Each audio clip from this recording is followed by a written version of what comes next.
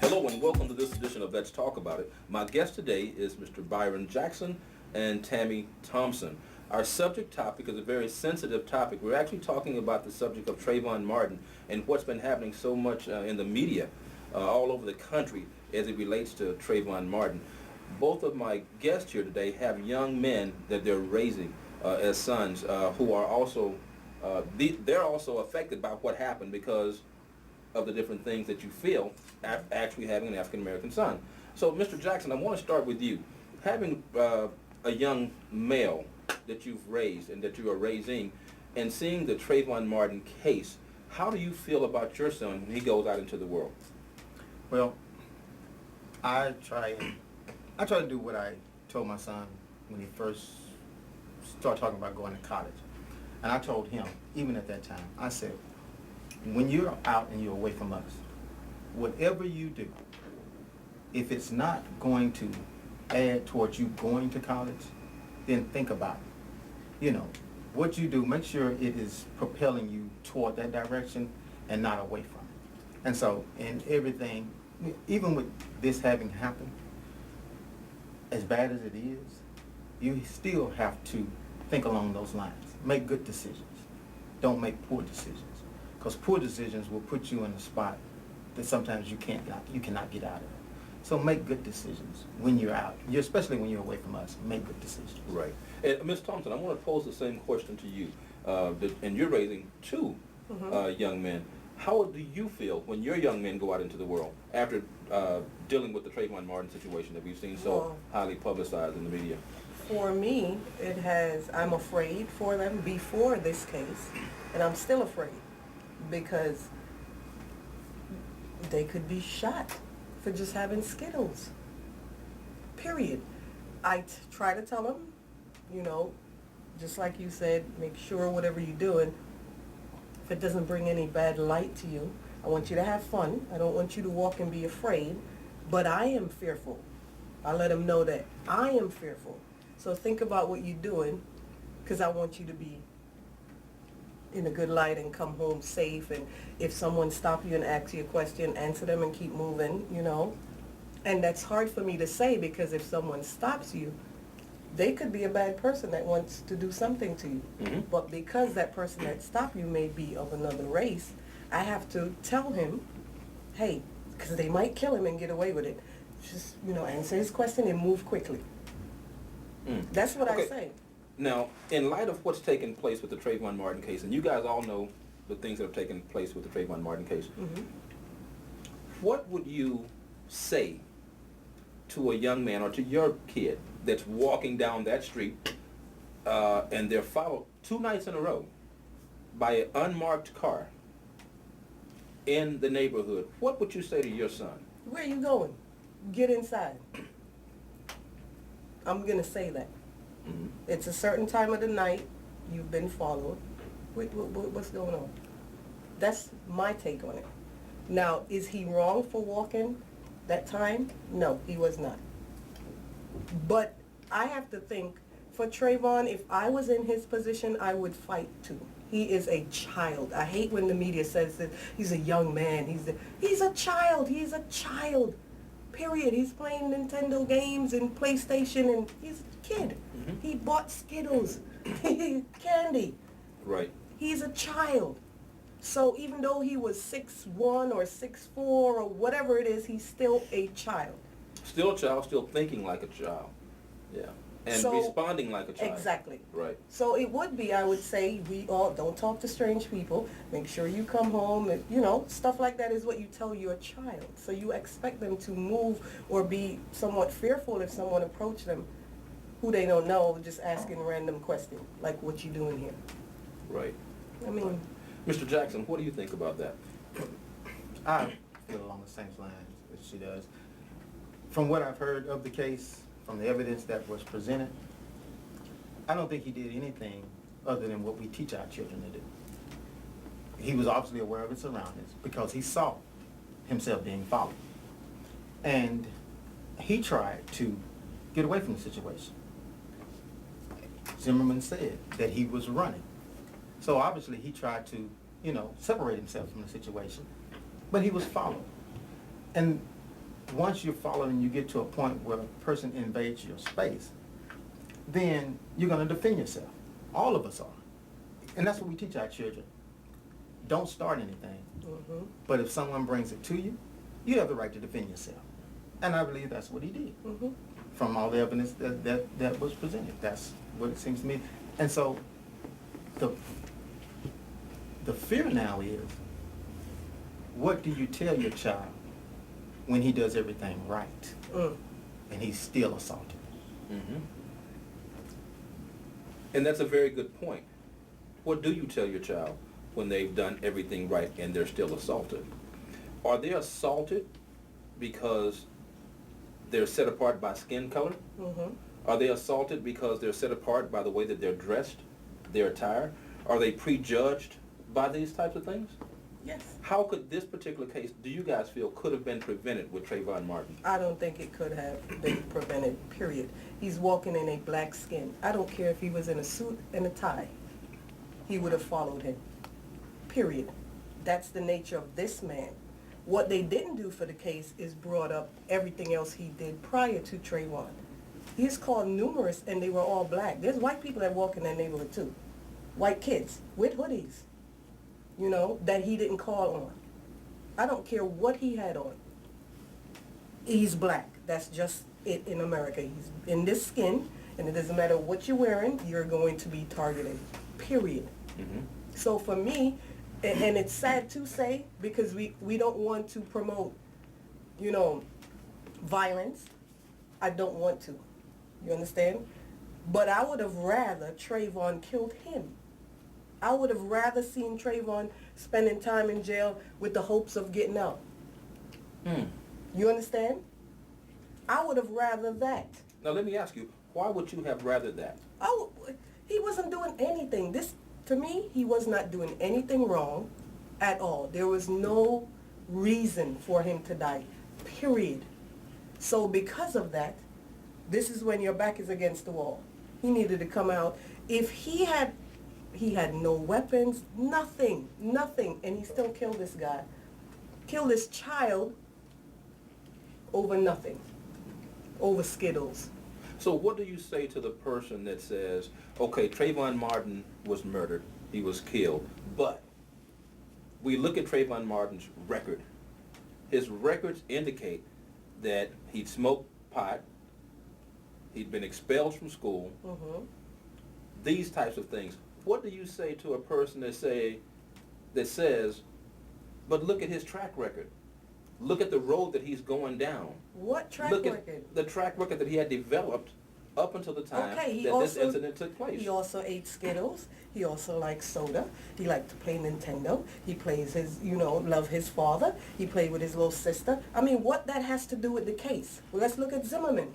He was in jail for domestic violence on his girlfriend. He also called in many things. He also did a lot of things that show his character to be a bully, really, a wannabe cop. Why wasn't that brought up? We talking about that night, what happened. Trayvon is like every other child, period. The weed, there's lawyers, his lawyer, Zimmerman lawyer probably was a weed smoker. Okay. And the issue with that is, when you start looking at, you say, a person's history, the only thing that's going to come out is the negative side. You're not going to look at the fact that Trayvon was on his way to college. Trayvon was a 3.0 plus student in high school. And he may have gotten in a little trouble and gotten kicked out, but how many of us haven't skipped school? You can skip school and get expelled. That doesn't mean you're a thug. That has nothing to do with what happened that night. The thing that happened that night to Trayvon was that someone looked at him and prejudged him. That's what happened to Trayvon that night. And there is nothing, I believe, that could have been done to change the outcome of that night, because it was not just about Zimmerman.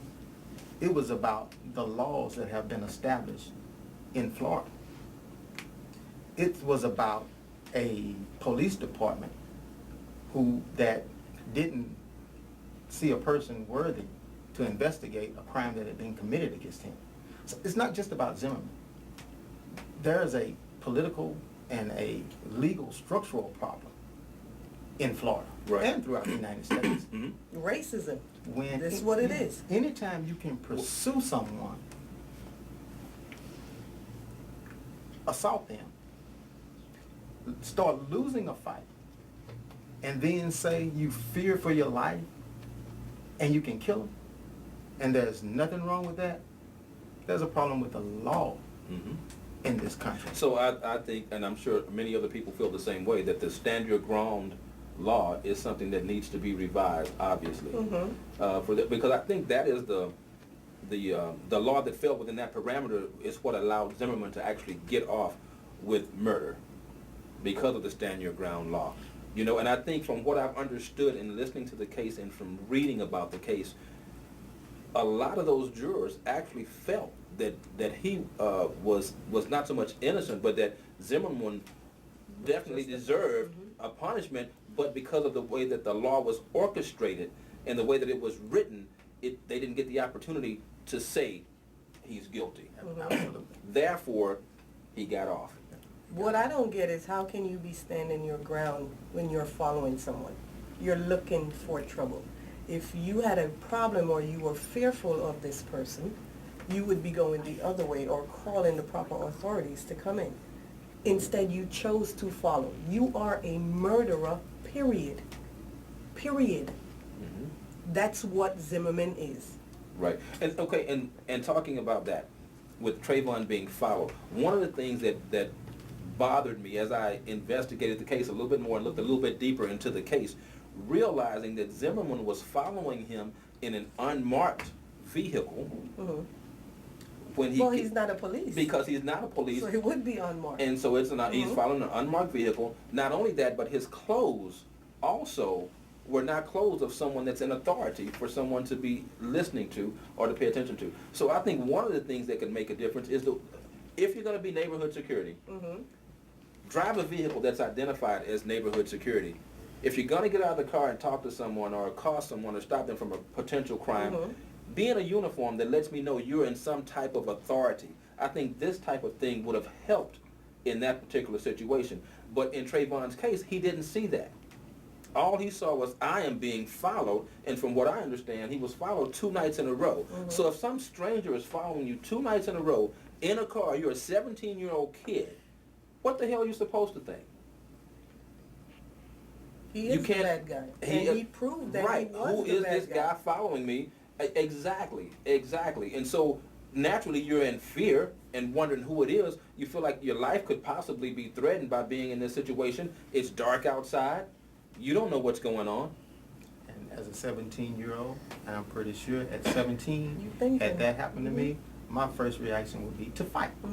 That's the natural reaction of a 17-year-old who fears and run for his life. Which is what he Fight did. and run. And or run. run. And that's what he did both. And if you are in Trayvon's shoes,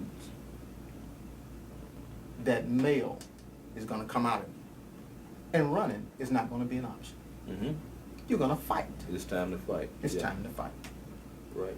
And unfortunately, that's what caused him to lose his life. Fortunately. I am really enjoying this dialogue. We're going to be back in just a moment with more of Let's Talk About It as we continue to talk about the Trayvon Martin case. Stick around. Hello and welcome back to this edition of Let's Talk About It. I have 2 more guests here on the panel today. I have Golden Boy, one of Houston's hottest rap artists, who's actually designed a pair of glasses in honor of Trayvon Martin. And I also have Darshell, who's a mother of 2 young African-American men. And you have a daughter as well, don't you? I do. Yeah. And I know the other day we had an opportunity to talk a little bit. And you kind of voiced your opinion about how you felt on this particular case with Trayvon Martin. I'm going to ask you the same question that I asked earlier. Having 2 African-American men that you're raising, how did you feel when you saw what happened to Trayvon Martin? I think it reinforced what my mother told my brother and what I've already told my sons.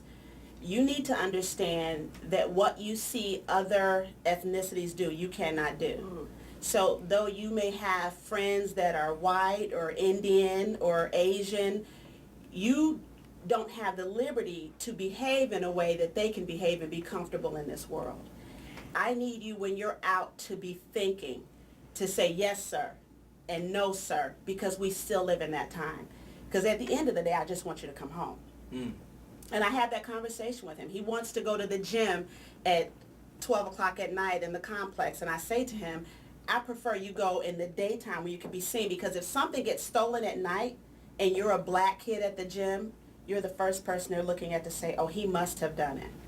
And I have that conversation with him all the time. Had it with him last week. Is that right? Yes, I have it with him all. I hate that the world is like that, that this country is that way. But as I understand it, you know, Caucasian people have that conversation with their children, stay away from black people, and we have that conversation with ours, stay away from white people. Wow. And you know what? As long as we have that type of conversation, it can certainly cause a divide in our culture, in our race. But I think that there are times that we feel it's necessary. Right. You know, we all want to get along. We've heard the saying forever. Why can't we all just get along? But when we have situations and cases like the Zimmerman case and the Trayvon Martin case that take place in our lifetime, we can't get away from just getting along, because there's a separation that takes place, because this is a black kid and this is a male of another race. We can't say white because he's not a white male, but we do feel like Trayvon was racially profiled in this particular situation, and ultimately it cost him his life. Right. What do you say about Zimmerman getting off? You know, my thinking is from the beginning, based upon the laws of Florida, they did not have a case. As angry as we are, as frustrated as we are, as senseless as it was he wrong? Yes, he was wrong. But Florida's laws allowed what happened. That is the bottom line. So the reason the prosecution did not charge him initially is because they didn't have a case. And they knew they didn't have a case. They charged him with murder too, which would have meant intent. If they had charged him with manslaughter, he might have actually been charged with it, because he did take a life. It would have been less time, but he did take a life. So I think what you're seeing here is, even out the gate, the prosecution knew they didn't have enough to work with. Okay. They presented their case shoddy. They did not select witnesses well. They did not school their witnesses well, so that most of their witnesses fell apart on the stand. They did not have the material, and the burden of proof was on the prosecution. The defense team, all they needed was reasonable doubt. If anyone doubts that he did it on purpose, if he set out that morning to kill a black man, if anyone doubts that, he's free. And that's what happened. There was no way to legally, based on Florida's laws, charge him with what they charged him with. They did charge him to keep from having a racial uproar. And so that's, I see it was more of a political thing. So why, but him getting off is frustrating. Because again, after all of us, if we've had those children, we had to go back and talk to my 11-year-old called me and said, Mom, I'm so upset.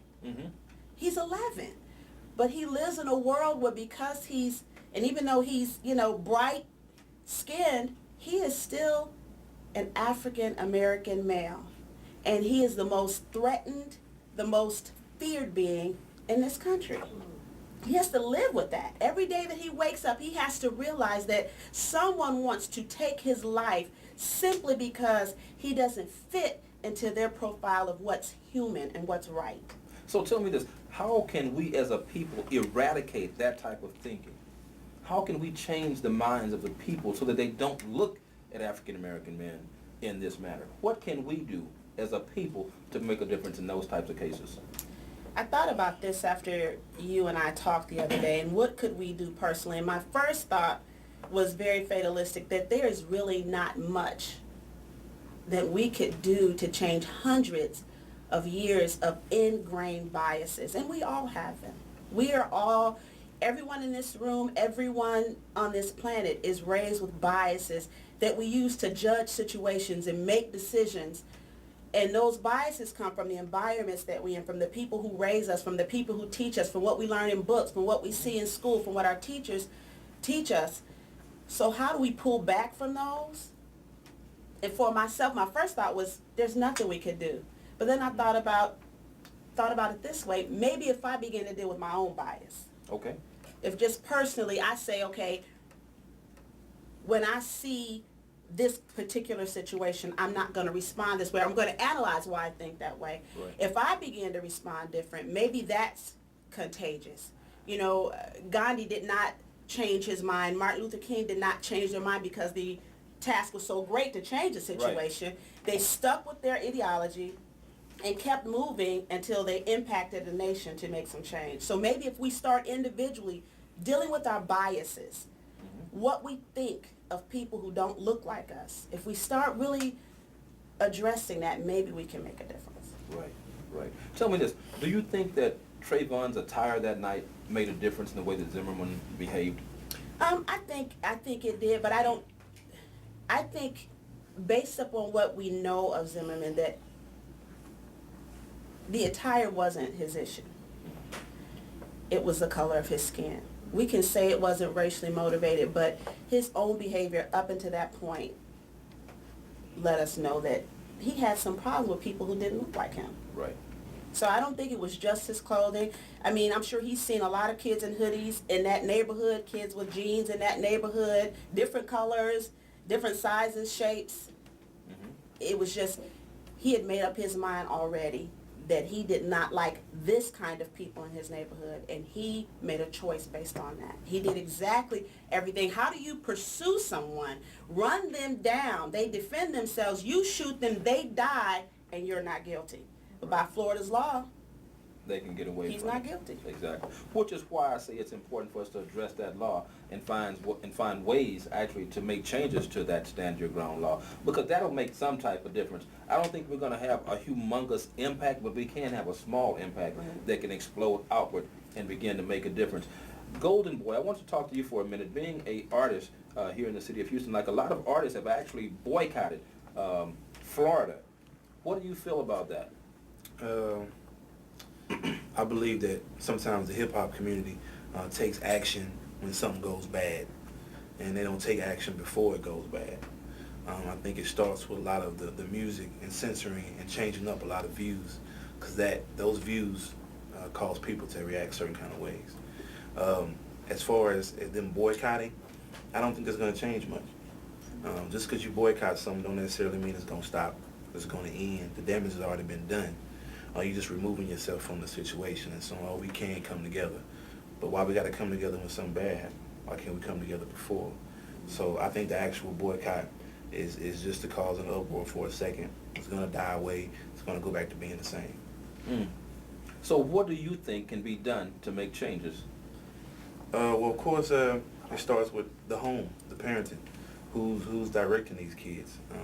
Unfortunately, the leaders of today's kids is definitely the hip-hop moguls and the basketball players and all that, and the media. Parents don't really raise their kids no more. TV does. And you know what? That's unfortunate.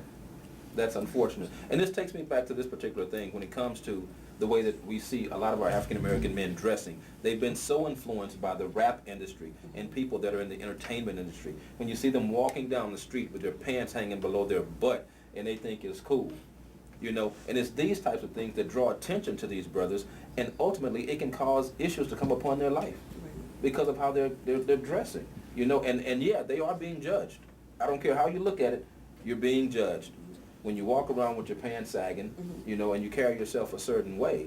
So we have to be careful. I think it's important that we start to instill the importance of how we carry ourselves as young men. I think that will make a difference in our society. Will it make great changes? I don't know. But will it make a difference? Absolutely. I want to ask you, how did you feel, Darshell, when you heard about Zimmerman being told to stay in his car, but choosing to get out of his car to pursue Trayvon Martin? I think the most difficult thing to hear with that was that he's not, they kept saying, well, he didn't commit a crime by having not done that. But had it been my son, that was told to stay in his car and he didn't get out and he followed, he would have been charged with disobeying a direct order. He would have been charged with something. It wouldn't have been just as simple, oh, he doesn't have to listen to the dispatcher. And the fact that happened and it wasn't addressed, again, goes to his complicitness, his guiltiness, and having killed this child. You pursued him. You chased him down. You sought him out. You stalked him. You killed him. And someone says, well, he's not guilty because he doesn't have to stay in his car. But which of us, when we hear a policeman say, stay in your car, don't do that? Exactly. Because, see, you wouldn't have the gall to do that. The first thing, the policeman told me to stay in my car, the dispatcher, that's what I'm going to do. No one would have, us sitting here right now, the three of us sitting here, we would have not said, it wouldn't have occurred to us to get out of our car because of where we come from, because of what's ingrained in us. We know that getting out of the car would have been the worst thing we could have done. Why did he not know that? Why did he not feel that same fear or respect for authority? What is it in his upbringing that he felt that I can get out of the car and still not have to pay for taking this boy's life? What made him feel like that was okay? Right. Because the way he was raised, the way he perceives authority, the way he sees the law, the way he sees the legal system is different than how I perceive it, or how Trayvon would have perceived it, or Trayvon's parents perceive it, because we're raised differently to understand that the hammer's going to come down if I get out of this car. He didn't fear that. I think that we think more about the consequences. We do. You know, whether right or wrong. I think just being an African-American man, I know how I feel oftentimes when I'm just pulled over by the police. I'm automatically intimidated and I'm wondering, okay, is something going to pop off? Right. You know, which is a little bit different than some of my Caucasian counterparts probably. Right. They probably don't have that same fear. But my fear is based on past experiences that not only I've had, but that I've seen via the media. Right. Take Rodney King, for instance, you know, and then after that, why can't we all just get along? It just doesn't happen like that. Right. Doesn't happen. You know, like that. I want to switch gears just a little bit. I want to talk about the jurors, or the ones that we've been privy to hear a little bit about on the Trayvon Martin case. There were two of them that I've heard from, or heard of, or in the media. One of them, the first one that I heard, who wanted to write a book, and ink a book deal after this particular case on the back of Trayvon's murder. When I listened to her give her thoughts about the case, I instantly knew that this was a woman that was prejudiced. This was a woman that certainly was not pro-black. Not to say that she had to be, but I felt like she also stereotyped Trayvon as a black man when she made remarks like them or they. Right. And to me, when you make those types of remarks and the tone that she used when I heard her sharing her story and her viewpoint, I didn't like it, and I instantly thought that's why Zimmerman was able to get off. Now, you got that feeling just having heard her in bits and pieces. Understand when the defense and the prosecution choose a jury, they're asking those same questions. They're trained to be able to pick out those kinds of statements. So having just your brief synopsis of having heard her, you were able to come away with, okay, them and they, that's clearly not appropriate. They chose her anyway. And they went through lots of jurors, but they made sure that they didn't have anyone on the juror that looked like you or me on purpose. And most of them look like Zimmerman. So we have to think about, they were picked purposely. We are all raised with those biases. I said that before. Absolutely. We are going to pick based on our emotion, based on how we feel, what we think, not necessarily always based on what's right. That's human nature. And to try to take that out of the legal process, to try to take that out of humanity, we're being unrealistic. Exactly. I think that will exist as long as we live. As long as we live. Unfortunately. What do you think about that particular juror? Well, I think that, of course, it's Zimmerman's people were in the system. His parents were judges, I believe, his mother. So I think it was his father. His father? Okay, It his was father. the judge, huh? So I believe that because of that, he had pull already. And because they had been in it so long, the pull came, it came to the front. And so they picked certain people based off of the pool that he had already. And that helped him, propelled him, besides being a white man or half, he's half, that really took him to the next level as far as beating the case. So that's just how I feel about it. Right, right. Now, how do you guys respond to the other juror who made the apology to Trayvon Martin's parents after the verdict was given? She just recently came out. She actually came out after the first juror came out, and she said that she wanted to apologize to Trayvon's parents for the outcome of the trial because they actually did feel like Zimmerman was guilty. Right. However, because of the law that Florida has, the stand your ground law, they actually found him not so much innocent, but he was able to get off. Right. So what do you say to that juror who says, I want to apologize to Trayvon's parents? You know, we can try to be angry with the jurors, you know, but they had a hard job to do because she has to sleep every night knowing that I let a murderer get away. But she didn't have a choice. All he would do is appeal, get a different jury who has to abide by the law. You cannot make, even if you feel that he's guilty, if the law says that he isn't, wrong or right, then the law is what needs to be fixed. The law needs to be fixed. She's apologizing because she feels bad. Mm-hmm. This child, someone's baby died a horrible death. According to the prosecution, he was alive for at least a minute. It was a fatal injury, but for at least a minute, he lay there on the ground knowing he was dying. Can you imagine what he was thinking about? I want my mama. I want my daddy. Mm-hmm. Somebody help me. As a woman, you got to feel that. Right. You got to feel that. So yeah, I want to apologize because I can look in that mother's face and see her anguish and her pain, but I can't do anything about it. Right. Right. Wow.